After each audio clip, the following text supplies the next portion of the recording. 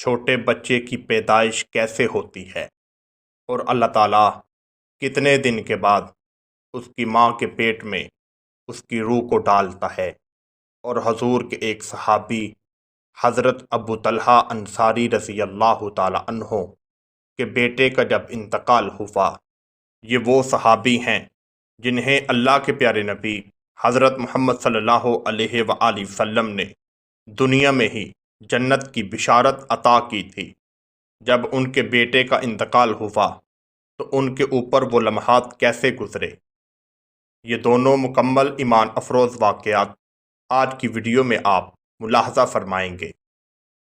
اللہ تعالیٰ بچوں کے جسم میں روح کو کب ڈالتا ہے؟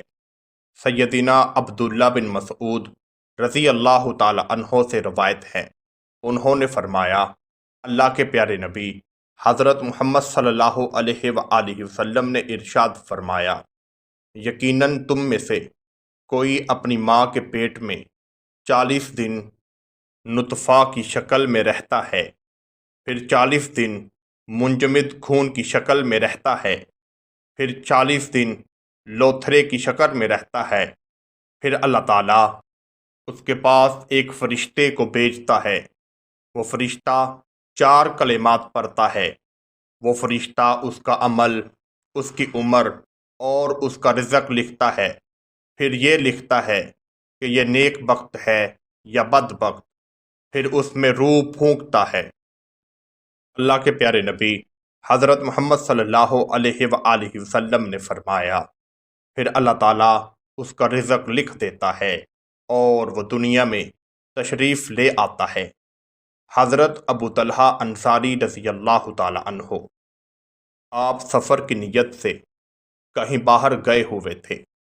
آپ کا ایک ہی بیٹا تھا جس کی عمر 9 سال کے قریب تھی، وہ کافی علیل اور بیمار تھا۔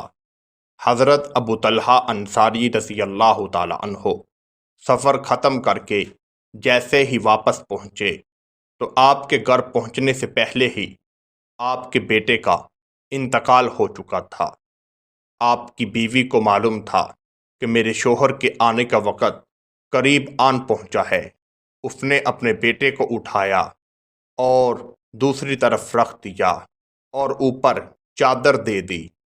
جیسے ہی ابو طلحہ انصاری رضی اللہ تعالی عنہ گھر پہنچے، قربان جاؤں اس عورت پر، اس نے کوئی ولولیلا نہیں کیا، اپنے کپڑے نہیں پھاڑے اور نہ ہی اپنے شوہر کو دیکھ کر زور زور سے رونا شروع کر دیا۔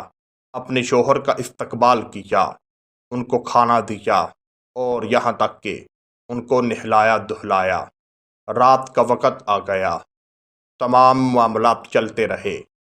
حضرت ابو طلحہ انصاری رضی اللہ تعالی عنہ نے اپنی بیوی سے کہا کہ بیٹے کو ذرا اٹھا کر لاؤ، میں اس سے کچھ پیار بری باتیں کرنا چاہتا ہوں۔ بیوی نے کہا کہ وہ ابھی سو رہا ہے۔ اتنی صبر والی ماں کہ ایک ہی بیٹا ہے، وہ بھی انتقال کر چکا ہے، مگر اپنے شوہر کو معلوم نہ ہونے دیا، اور یہاں تک کہ رات کے لمحات بھی بیت گئے۔ صبح ہوتے ہی حضرت ابو طلحہ انصاری رضی اللہ تعالی عنہ نے اپنی بیوی سے کہا کہ بیٹے کو اٹھا کر لاؤ، وہ اتنی لمبی نیند سو گیا ہے۔